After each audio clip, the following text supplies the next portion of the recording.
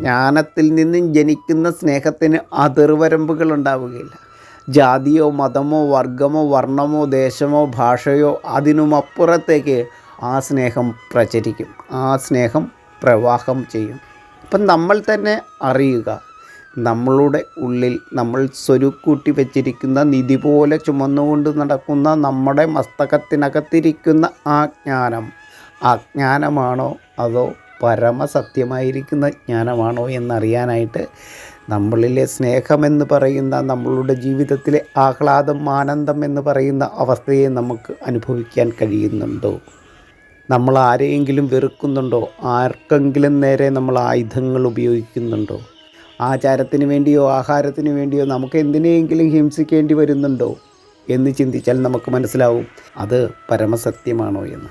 ആ പരമസത്യത്തെ തിരിച്ചറിയുമ്പോൾ നമ്മൾ സ്വയം പ്രകാശിക്കും, മറ്റുള്ളവർക്ക് പ്രകാശത്തെ ചൊരിയും.